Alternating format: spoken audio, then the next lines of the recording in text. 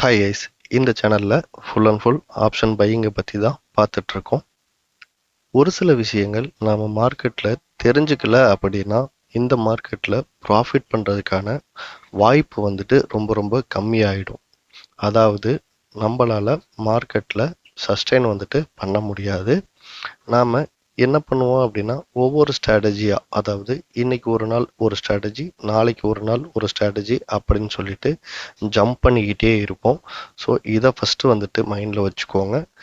ஒரு ஸ்ட்ராட்டஜியில் கான்ஃபிடெண்ட்டாக இருந்து அதில் எப்படி நம்மளோட ப்ராபபிலிட்டி ஆஃப் வின்னிங்கை இன்க்ரீஸ் பண்ணுறது அப்படின்னு சொல்லிட்டு செக் பண்ணுங்க. ஓகே, அதை விட்டுட்டு நம்ம ஒவ்வொரு ஸ்ட்ராட்டஜியாக சேஞ்ச் பண்ணிக்கிட்டே இருந்தோம் அப்படின்னா இந்த மார்க்கெட்டில் சஸ்டெயின் பண்ண முடியாது. இந்த மார்க்கெட் எவ்வளவு ஒர்த்தானது அப்படின்னா நம்மளை 5 ரூபாய் இட்லி சாப்பிட்றவங்கள 120 ரூபாய் தோசை சாப்பிட வைக்கும்.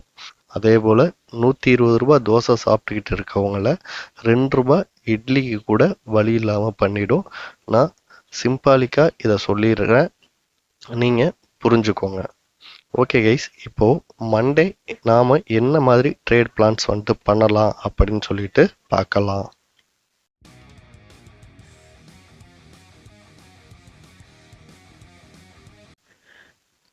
இப்போது நான் இங்கே 2 சார்ட் வச்சுருக்கேன், Nifty chart and Sensex chart. ஏன் அப்படின்னா நான் நிஃப்டிலையும் சென்செக்ஸில் மட்டும்தான் ட்ரேட் பண்ணுறேன். ஸோ அதனால் நான் இப்போ என்ன பண்ணுறேன் அப்படின்னா இந்த 2 சார்ட்டை வியூ பண்ணுறதை ஒரு சார்ட்டாக சேஞ்ச் பண்ணிக்கிறேன். எதனால் அப்படின்னு பார்த்தீங்க அப்படின்னா ஒரு சார்ட்டை வச்சுருந்தோம் அப்படின்னா நமக்கு ப்ரைஸ் தெரிகிறது கொஞ்சம் ஈஸியாக தெரியும். ஓகே, இப்போது ஃப்ரைடே பார்த்தீங்க அப்படின்னா ப்ரைஸ் இந்த இடத்துல முடிஞ்சிருக்கு. அதாவது 23,353 அப்படிங்கிற ரேஞ்சில் முடிஞ்சிருக்கு. மண்டே நமக்கு மார்க்கெட் எந்த இடத்துல ஓப்பன் ஆகும் அப்படின்னு சொல்லிட்டு சுத்தமாக தெரியாது. மண்டே மார்க்கெட் ஓப்பன் ஆனதான் நமக்கு தெரியும். ஓகே, இப்போ நம்ம மண்டே ட்ரேட் பண்ணோம் அப்படின்னா நம்ம எந்த மாதிரி ட்ரேட்ஸ் பண்ணலாம். நான் எப்பயுமே 30 மினிட் சார்ட்டில் மார்க் பண்ணியிருப்பேன். 3 மினிட் சார்ட்டில் ட்ரேட் பண்ணுவேன். அதை பற்றி 96 வீடியோஸ் ட்ரேடிங் ஐடியாஸ் அப்படின்ற ஒரு பிளேலிஸ்ட்டில் போட்டிருக்கேன். ஓகே, இப்போ நான் என்ன பண்ணுறேன் அப்படின்னா எனக்கு எந்த ஒரு ஐடியாவும் கிடையாது இல்லையா, எந்த இடத்துல இருந்து மார்க்கெட் ரிவர்சல் ஆகும் அப்படின்றது ஐடியா கிடையாது. அதுக்காக நான் என்ன பண்ணுறேன் அப்படின்னா 30 மினிட் சார்ட்டில் பார்க்குறேன். இங்கே பாருங்கள், இங்கே டைம் இருக்குது, 30 மினிட் சார்ட்டு. இப்போது அதாவது நான் ஏற்கனவே 30 மினிட்ஸில் ஆல்ரெடி ஒரு பையிங் கேண்டலை மார்க் பண்ணியிருக்கேன், செல்லிங் கேண்டலை மார்க் பண்ணியிருக்கேன். ஓகே, இப்போ இந்த இடத்துல நான் என்ன பண்ணுறேன் அப்படின்னா இன்னைக்கு டேட் முடிஞ்சிருச்சு இல்லையா, ஃப்ரைடே. ஸோ இந்த கேண்டலை பார்க்கும் பொழுது எனக்கு ஒரு நல்ல ஒரு பையிங் கேண்டல், க்ரீன் கேண்டில். இந்த கேண்டலுமே பார்த்தீங்க அப்படின்னா க்ரீன் கேண்டில் தான். ஆனால் இந்த கேண்டலோட விக்கு டாப்பில் அதிகமாக இருக்குது, பாட்டமில் கம்மியாக இருக்குது. அதாவது டாப்பில் ஒரு செல்லிங் ப்ரெஷர் நடந்திருக்கு. ஸோ இந்த மாதிரி கேண்டலை நான் என்ன பண்ணுறேன் அப்படின்னா அவாய்ட் பண்ணிவிட்டு எனக்கு ஒரு சாலிடான ஒரு பையிங் கேண்டில் இருக்கணும். அதாவது பாட்டமில் இந்த மாதிரி பாட்டமில் விக்கு கூட இருக்கணும், டாப்பில் விக்கு கம்மியாக இருக்கணும். ஸோ இவ்வளோ தான். ஸோ இந்த மாதிரி கேண்டில்ஸை நான் ஐடென்டிஃபை பண்ணி என்ன பண்ணுறேன் அப்படின்னா மார்க் பண்ணிக்கிறேன். அது எந்த இடத்துல வேணால் இருக்கட்டும் அப்படின்னு சொல்லிட்டு மார்க் பண்ணிக்கிறேன். ஏன் அப்படின்னா நான் இந்த பாயிண்டில் ஏதாவது ரிவர்சல் ஆச்சு அப்படின்னா நான் ட்ரேட் பண்ண போகிறேன், இல்லை அப்படின்னா ட்ரேட் பண்ண போகிறது கிடையாது. ஓகே, இப்போ பிளைண்டாக இந்த இடத்துல ரிவர்சல் மீன்ஸ் எந்த கேண்டில் ஃபார்ம் ஆனாலும் நம்ம ட்ரேட் பண்ணலாமா அப்படின்னா அப்படி கிடையாது. அதுக்கும் நம்ம ஒரு சில ஃபில்டர்ஸ் போடணும். ஏன் அப்படின்னா நாம் ஒரு இன்ட்ராடே ட்ரேடர், அதுவும் ஆப்ஷன் பையர். ஆப்ஷன் பையர் அப்படின்னா நம்ம மார்க் பண்ணுற எல்லா இடத்துலையுமே ஒரு ரிவர்சல் கேண்டில் ஃபார்ம் ஆச்சு அப்படின்னா இம்மிடியேட்டாக ஆர்டரை எக்ஸிக்யூட் பண்ணால் அது ப்ராஃபிட்டில் போய் முடியும் அப்படின்லாம் சொல்ல முடியாது. ஓகே ஓகே இதை எப்படி நான் ஃபில்டர் பண்ணுறேன் அப்படின்னா நாம் இப்போ ஒரு 10 ட்ரேடு எக்ஸாம்பிளுக்கு பண்ணுறோன்னு வச்சுக்கோங்களேன். அந்த 10 ட்ரேடில் 1 or 2 ட்ரேடர்ஸ் தான் பார்த்தீங்கன்னா ஹை மூமெண்ட் கொடுத்துருக்கோம். ஸோ அப்போது நம்ம இந்த பாயிண்ட்டையும் அவாய்ட் பண்ண முடியாது, நம்மளோட ட்ரேடையும் அவாய்ட் பண்ண முடியாது. இந்த 1 or 2 ட்ரேடர்ஸில் கொடுக்கும் பொழுது இந்த இடத்துல எப்படி கேண்டல் ஃபார்ம் ஆகுது அப்படின்னு சொல்லி பார்த்து அதை நான் ஃபில்டர் பண்ணி வச்சுப்பேன். எதனால் அப்படின்னா எனக்கு ட்ரேடு கம்மியாக இருந்தாலும் பரவாயில்ல, பட் நான் எடுக்கிற ட்ரேட்ஸ் டார்கெட் போய் ரீச் ஆகணும் அப்படிங்கிற ஒரு ரீசனுக்காக. ஓகே, இப்போ இன்னைய பொறுத்த வரைக்கும் நான் மார்க் பண்ணிட்டேன் இல்லையா. அடுத்தது என்ன பண்ணுறேன் அப்படின்னா இந்த லாஸ்ட் ஒரு கேண்டில் இருக்குல்ல, அதை நான் ஒரு 15 மினிட்ஸ் கேண்டலாக இருக்கும், அதை நான் பிளாக் கலர் லைனில் மார்க் பண்ணிக்கிறேன். மற்ற எல்லா கேண்டல்ஸுமே பார்த்தீங்க அப்படின்னா க்ரீன் கேண்டல்னால் பாட்டமில் மார்க் பண்ணியிருப்பேன், ரெட் கேண்டல்னால் டாப்பில் மார்க் பண்ணியிருப்பேன். இந்த லாஸ்ட் ஒரு கேண்டல் மட்டும் black colour top and bottom. எதனால் அப்படின்னா இது ரொம்ப வேல்யூவாக இருக்கும். ஸோ அந்த ஒரு ரீசனுக்காக. ஓகே, இப்போ வந்துட்டு நம்ம நிஃப்டி மார்க் பண்ணியாச்சு. அடுத்தது என்ன பண்ணணும் அப்படின்னா சென்செக்ஸ் வந்துட்டு மார்க் பண்ணணும். எதுக்காக நம்ம நிஃப்டி சார்ட்டை மட்டுமே வச்சு மார்க் பண்ணலாமே அப்படின்னா அப்படி வந்துட்டு பண்ணக்கூடாது. நாம் ஆல்ரெடி பார்த்த ட்ரேடிங் ஐடியாஸ்ன்ற பிளேலிஸ்ட்டில் இருக்குல்ல, அதில் வந்துட்டு வீடியோஸ் வந்துட்டு பார்த்துருந்தீங்க அப்படின்னா உங்களுக்கு வந்துட்டு ஒரு புரிதல் வந்துட்டு வந்திருக்கும். ஓகே, இங்கே பாருங்கள், இங்கேயே வந்துட்டு ஒரு எக்ஸாம்பிள் இருக்குது. நிஃப்டியை பொறுத்த வரைக்கும் இந்த சார்ட் இந்த கேண்டில் வந்துட்டு க்ரீன் கலர் கேண்டலாக இருந்திருக்கும். ஆனால் சென்செக்ஸில் பாருங்கள், இது ஒரு red colour candle. Okay, so அதுக்காக தான் சொல்கிறது, ரெண்டு சார்ட்டுமே வந்துட்டு நம்ம அட்டன் டைமில் வாட்ச் பண்ணணும் அப்படின்னு சொல்லிட்டு. இங்கே ஒரு செல்லிங் பாயிண்ட் இருக்குது, அதை வந்துட்டு நம்ம மார்க் பண்ணிக்கலாம். தென் வந்துட்டு பார்த்தீங்க அப்படின்னா லாஸ்ட் 15 மினிட்ஸோட ஹை அண்ட் லோ வந்துட்டு பிளாக் கலர் லைனில் மார்க் பண்ணிக்கலாம். இப்போது இது சென்செக்ஸ் சார்ட்டு, இது நிஃப்டி சார்ட்டு. எனக்கு பார்த்தீங்க அப்படின்னா இவ்வளோ பாயிண்ட்ஸ் தெரியுது இல்லையா? ஸோ இந்த பாயிண்ட்டை வந்துட்டு கம்மி பண்ணணும். அதாவது நம்ம 30 மினிட்ஸில் பார்க்குற எல்லா க்ரீன் கேண்டல் அல்லது ரெட் கேண்டல், இந்த கேண்டில்ஸ் எல்லாம் வந்துட்டு நம்ம மார்க் பண்ணியிருக்கோம்ல, இதில் இப்போ இவ்வளோ பாயிண்ட்ஸுக்கு பதிலாக நம்ம கம்மி பண்ணணும் அப்படின்னு சொல்லிட்டு தான் ஒரு சில விஷயங்களை உள்ளே எடுத்துகிட்டு வந்து அதன் மூலமாக நான் இப்போ வந்துட்டு அப்டேட் பண்ணியிருக்கேன். இப்போது நம்ம மார்க்கெட்டில் வந்துட்டு ஃபஸ்ட்டு ஸ்டார்டிங்கில் நான் இந்த மாதிரி வந்துட்டு எல்லா கேண்டல்ஸுமே பார்த்து அதை வந்துட்டு மார்க் பண்ணி ட்ரேட் பண்ணேன். எனக்கு அதில் ஓரளவு சக்ஸஸ் கிடைச்சது. இருந்தாலுமே ஒரு சில ஸ்டாப் லாஸ் வந்துட்டு ட்ரிகர் ஆச்சு. நான் அந்த ஸ்டாப் லாஸை எப்படி மேனேஜ் பண்ணேன் அப்படின்னா, நான் 1:2 அப்படின்ற ரேஷியோவில் ட்ரேட் பண்ணுறதுனால அதை மேனேஜ் பண்ணிட்டேன். எனக்கு இதுக்கு மேலேயும் அந்த 1 or 2 ட்ரேடர்ஸ் வந்துட்டு ஸ்டாப் லாஸ் ஹிட் ஆகுது இல்லையா, அதுவும் வந்துட்டு ஹிட் ஆகக்கூடாது. எதனால் அப்படின்னா, ஒரு டைம் நம்மளோட ஸ்டாப் லாஸ் வந்துட்டு ஹிட் ஆச்சு அப்படின்னா நம்மளோட ட்ரேடிங்கில் கான்ஃபிடென்ட் வந்துட்டு உடனே அன்றைக்கி நைட்டே வந்துட்டு கம்மியாயிடும். நம்ம என்ன பண்ணுவோம் அப்படின்னா அடுத்த நாள் இன்னொரு சேனலில் வந்துட்டு ஃபாலோ பண்ணுவோம், அல்லது சோஷியல் மீடியாஸில் வேறு ஏதாவது கிடைக்குமா அப்படின்னு பார்ப்போம்.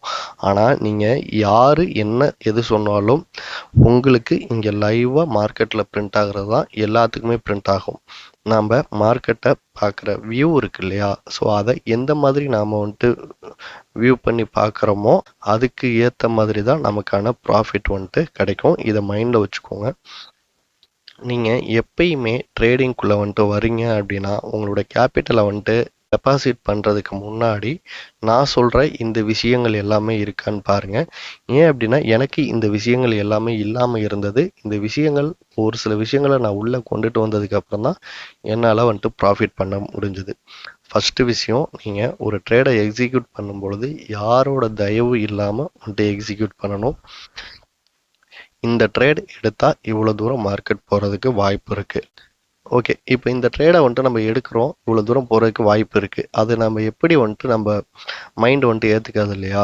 ஸோ அதை எப்படி நம்ம மைண்டை வந்துட்டு சாந்தப்படுத்தணும் அப்படின்னா, இதுக்கு முன்னாடி நடந்தது என்கிட்ட பேக் டெஸ்ட் வந்துட்டு இருக்குது. அப்போது இந்த மாதிரி கேண்டல்ஸ் எல்லாம் ஃபார்ம் ஆகிருக்கு. ஸோ அந்த டைமில் இவ்வளோ தூரம் வந்துட்டு மார்க்கெட் வந்துட்டு மூமெண்ட் வந்துட்டு கொடுத்துருக்கு. ஸோ இதை வச்சு தான் வந்துட்டு நம்ம ஒரு டிசிஷனை வந்துட்டு மேக் பண்ண முடியும். ஓகே, சப்போஸ் அந்த ட்ரேடு வந்துட்டு ஸ்டாப் லாஸ் ஹிட் ஆனாலும் அந்த ஸ்டாப் லாஸ் ஹிட் ஆகிற வரைக்குமே வந்துட்டு வெயிட் பண்ணி தான் ஆகணும், வேறு வழியே கிடையாது. எதனால் அப்படின்னா நம்மக்கிட்ட ஒரு பேக்கப் டேட்டா இருக்குது. ஸோ அதன்படி நம்ம வந்துட்டு ரூல்ஸை ஃபாலோ பண்ணி இந்த ட்ரேடை எக்ஸிக்யூட் பண்ணுறோம். இருந்தாலும் அன்ஃபார்ச்சுனேட்லி அந்த ட்ரேடு வந்துட்டு ஸ்டாப் லாஸ் ஹிட் ஆகுது, இதை எடுத்துக்கணும். அதுக்காக தான் சொல்கிறது, நான் என்ன சொல்கிறேன் அப்படின்னா 20% கேபிட்டலில் மட்டும்தான் நம்ம ஒரு ட்ரேடுக்கு வந்துட்டு எக்ஸிக்யூட் பண்ணணும். இங்கே பெரும்பாலான ட்ரேடர்கிட்ட எக்ஸாம்பிள் சொல்ல போனோம் அப்படின்னா, ஏன் நாம் ஃபஸ்ட்டு வந்துட்டு லாஸ்லேருந்து ப்ராஃபிட்டுக்கு வரும் பொழுதுமே என்கிட்ட ரொம்ப கம்மியான அளவு கேபிட்டல் தான் வந்துட்டு இருந்தது. சொல்லப்போனால் ஒரு 5,000 தான் வந்துட்டு இருந்தது. ஆனால் நான் அந்த 5,000 வச்சு எப்படி வந்துட்டு டெவலப் பண்ணேன் அப்படின்னா, நான் ட்ரேடே வந்துட்டு எடுக்க மாட்டேன். எனக்கு வந்துட்டு ரொம்ப ஹை ப்ராபபிலிட்டியான ட்ரேட்ஸ் வர்றப்போ மட்டும்தான் எடுப்பேன். அதாவது போனால் அக்டோபர், நவம்பர், ஜூன் மாதம் அப்படிலாம் பார்த்தீங்க அப்படின்னா டெய்லி எக்ஸ்பைரி இருந்தது இல்லையா? ஸோ அந்த டைம் வந்துட்டு எனக்கு ரொம்ப ஹெல்ப்ஃபுல்லாக இருந்தது. டெய்லி எக்ஸ்பைரி இருக்கும் பொழுது எனக்கு ஹை ப்ராபபிலிட்டி ட்ரேட்ஸ் வந்துட்டு பார்த்தீங்க அப்படின்னா வீக்லி 2 times 3 times கிடைக்கும். ஸோ அதை வந்துட்டு அப்படியே வந்துட்டு நான் வந்துட்டு காம்பவுண்டிங் பண்ணேன். காம்பவுண்டிங் பண்ணும் பொழுது எனக்கு வந்துட்டு கேபிட்டல் வந்துட்டு ரைஸ் ஆச்சு. ஓகே, இப்போ கேபிட்டல் வந்துட்டு ரைஸ் ஆகிடுச்சு. இப்போ எக்ஸ்பைரியுமே வந்துட்டு வீக்லி 2 days தான் இருக்குது. இப்போது நான் ஏற்கனவே பண்ண ப்ராஃபிட்டை வந்துட்டு காப்பாற்றணும் அப்படின்னா எனக்கு வந்துட்டு ட்ரேட்ஸ் வந்துட்டு ரொம்ப ஹை ப்ராபபிலிட்டியாக இருக்கணும். ஸோ அதை பேஸ் பண்ணி தான் நான் வந்துட்டு இப்போல்லாம் வந்துட்டு ட்ரேட் பண்ணிக்கிட்டு இருக்கேன். மார்க்கெட் என்ன ஆகும் அப்படின்னா லைவ் மார்க்கெட்டில் ஃபஸ்ட்டு ஒரு 15 மினிட்ஸ் கூட ஆயிருக்காதுங்க. அதுக்குள்ளே பார்த்தா மார்க்கெட்டே முடிஞ்ச மாதிரி இருக்கும். ஐயோ இவ்வளோ பெரிய மூமெண்டம் வந்துட்டு மார்க்கெட் கொடுத்துருச்சே, நாம் வந்துட்டு ஒரு ட்ரேடை வந்துட்டு எக்ஸிக்யூட் பண்ண முடியலையே அப்படின்னு சொல்லிட்டு. ஸோ இந்த மாதிரி மைண்ட் செட்டை ஃபஸ்ட்டு தூக்கி போட்டுருங்க. எப்போ நமக்கு வந்துட்டு ஒரு ட்ரேட் செட்டப் வந்துட்டு ஃபார்ம் ஆகுதோ அந்த டைமில் வந்துட்டு என்ட்ரி எடுங்க. இங்கே இருக்க எல்லா ட்ரேடருமே நீங்கள் எவ்வளோ தான் வந்துட்டு இது பண்ணியிருந்தாலும் கண்டிப்பாக நீங்கள் எடுக்கிறதுல 50% ஆஃப் ட்ரேட் வந்துட்டு வின் ஆகும். ஆனால் அதுக்கு பொறுமையாக இருந்து நம்ம டார்கெட்டை புக் பண்ணுறதுக்கு இங்கே யாருக்கும் வந்துட்டு மைண்ட் செட் வந்துட்டு இருக்கிறதில்ல. இது வந்துட்டு நம்மளோட ப்ராப்ளம் கிடையாது. ஹியூமன் எல்லாத்துக்குமே வந்துட்டு இந்த ப்ராப்ளம் வந்துட்டு இருக்க தான் செய்யும். இது உங்களுக்கு 2-3 இயர்ஸ் மார்க்கெட்டில் எக்ஸ்பீரியன்ஸ் ஆகிட்டீங்க அல்லது உங்களோட கேபிட்டல் ஃபுல்லாக உங்களோட சேவிங்ஸ் ஃபுல்லாக லாஸ் ஆகிடுச்சுன்னா அப்போ தான் வந்துட்டு இது புரிய வரும். அப்போ தான் இந்த பக்குவமே வந்துட்டு வரும் மார்க்கெட்டில் ட்ரேட் பண்ணுறதுக்கு.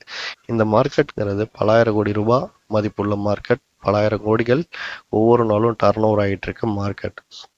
ஸோ நாம் வச்சிருக்க சின்ன கேபிட்டல்லாம் வந்துட்டு அசால்ட்டாக வந்துட்டு இது சாப்பிட்டுட்டு போயிடும்.